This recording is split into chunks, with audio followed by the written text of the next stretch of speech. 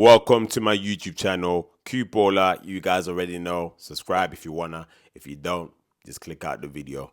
I'm gonna be talking about the football today, Manchester City and Real Madrid. Now let's go to Man City briefly. I saw most of that game. I must big up Ryan Cherki.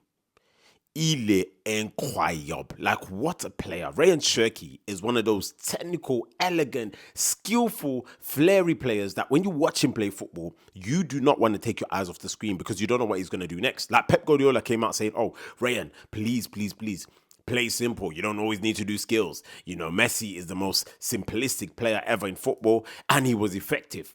But for Ryan Cherki, flair, skills, back heels, I don't even know, round the worlds, that is simple for him. That's how he sees football.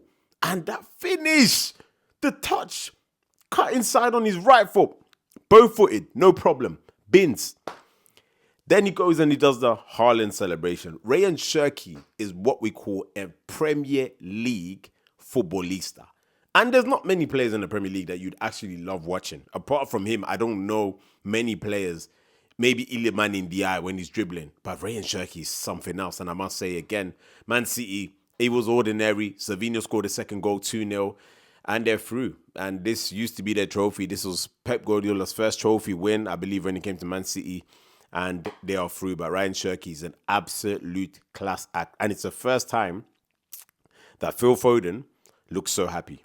For me personally, when I look at Ryan Cherki and I look at Phil Foden, I see David Silva and Samir Nasri when they were in their prime at Man City. When Nasri first arrived, that's what I see when I see both of these players. Absolutely incredible to watch Cherki. A joy. On to Real Madrid against Talavera. 3-2. Real Madrid struggled to be a third-tier side in Spain. And they needed Kylian Mbappe for this game. They needed Kylian Mbappe for this Copa del Rey away match. I believe it's one of the provinces outside of Madrid. But let's be real, they defended so well. But I must say, I think Madrid were in control. Let's not even fake it. It was 2-0. They were coasting. You know, Kylian Mbappe, of course, scored the penalty in the first half. Then Kylian Mbappe did an excellent move away from the defender. And then kind of got the assist. I guess it was an own goal. But overall, in that first half, I think Madrid were in control. Arda Güler absolutely controlled it.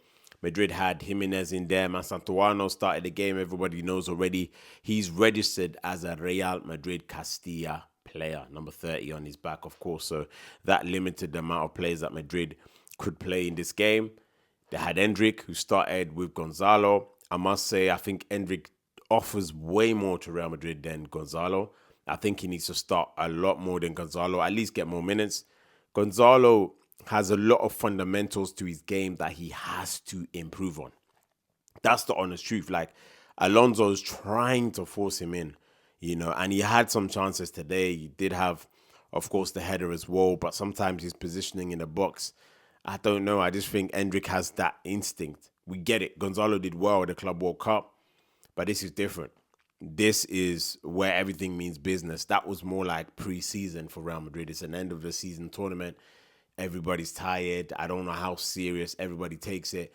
But right now, I just think Endrick has to play. I mean, Endrick played a pass in the second half to Kylian Mbappe. Just took a touch, the vision. Mbappe 1v1, and he should have scored. Kylian Mbappe. But Endrick's just technically a better player than Gonzalo. I believe he gets in those instinctive half spaces, and Endrick again lethal at shooting. I think Gonzalo overall wasn't that good. I think he was kind of poor today. I think Santuano showed neat touches again in the first half, and I said it before, when Franco Santuano plays for Real Madrid on the right wing, no matter what you say, Real Madrid look more like a balanced team, and I just believe because he's naturally left-footed, always trying to come inside, and Franco Santuano, a good thing about him is he does also go on the outside. He does often opt to go outside the defender and go on his right-hand side and go to the byline, which I really love about him. He's really skillful. I think it's very difficult to know which direction he's going to go. And I think that's what makes him unpredictable. And I think that allows Madrid to have another attacking threat. Whereas with Rodrigo, most of the time from the right, always wants to come inside most of the time. It condenses the space. And Madrid have players there already. either Jude, Arda Güler, and it just doesn't work. So I think, again, that's why they had balance. Overall, it's not too much to analyze in this game. I think Madrid, had Ceballos and Arda Güler, most of the control, most of the possession. Fran Garcia was there. Alvaro Carreras played centre-back with Dean Huijsen. Looked a bit shaky here and there, especially at the end of that game. And that was literally it. I don't think there's too much to it. The problem really, really came when Talavera scored the goal. And when they scored, then Madrid looked under pressure. At that point, they brought on Aurelien Tchouameni, Jude Bellingham, who conceded the free kick in which they scored their second goal from. I believe it hit the bar. It must have hit Lumen. And then the rebound, they scored. And Madrid just looked out of sorts, of course. And at that point, luckily, Madrid had scored the third goal. Kylian Mbappe scored it, a goalkeeping error. So you're telling me that Real Madrid, if that goalkeeper didn't make a mistake, Real Madrid were not going to win that game. He fumbled Kylian Mbappe's shot. It was 3-1. And then somehow, Real Madrid went on to win that game. Like, they needed Kylian Mbappe in this game to win. Something's not working. And when Madrid concede a goal, it's like there's no calm. There's no experience. That's what Karim Benzema was talking about. There's literally panic. And if it wasn't for Lunin's save in the last minute, if Lunin didn't save the ball, it was 3-3. That's crazy to me. Honestly, Alonso was looking worried at the end of the game. I was looking worried. Real Madrid players were looking worried. I don't know what it is. As soon as they concede, it's like all hell breaks loose. It's something they need to resolve. And if they're looking shaky against a team that's not even in their league, way below their league, it's crazy. And the fact that they even needed Kylian Mbappe to play 90 minutes in this game. Now, Vini didn't come on, so you guys can't blame me for anything. I think it was just one of those games where Madrid just went there, got the result, and left. But it's how they ended the game that didn't make me happy. They looked at 6s and 7s, and that's with Jude and Tchouameni on the pitch. Again, Arda Güler, his link up with Mbappe, brilliant. There was one pass he made over the top to Kylian. I just thought, you know what, Arda, always looking for Kylian. It just seems to be a relationship that you can't stop. And I can only imagine if Arda plays as a 10 rather than an 8 or a bit deeper, sometimes like a 6-ish, how many goals Kylian Mbappe would already have this season? Probably another 5 minimum from Arda Güler's assists. I don't have too much to say tactically. I just think the level of team Real Madrid were playing, they didn't really need to do too much. They just had to show their quality. He went for Kylian Mbappe on the left wing. I believe that's his suited position. Kylian Mbappe probably didn't even, I would say he didn't play to his best. I felt like he took the game kind of lightly, like, I'm just here, just going to do my job, and then I'm going to leave. I don't think he was 100% on it. Didn't want to really get injured as well. That's understandable.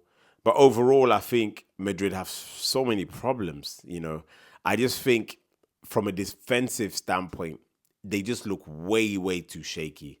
Their defensive shape, now I understand, they don't have their main centre-backs there. I get it. I know what you guys are going to do, come in the comments and say, oh yeah, but they didn't have this guy.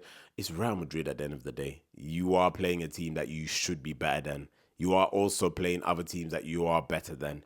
And the type of goals Madrid are conceding, Madrid don't know they can't seem to deal with crosses really well. And I think that's more food for thought for Xabi Alonso again.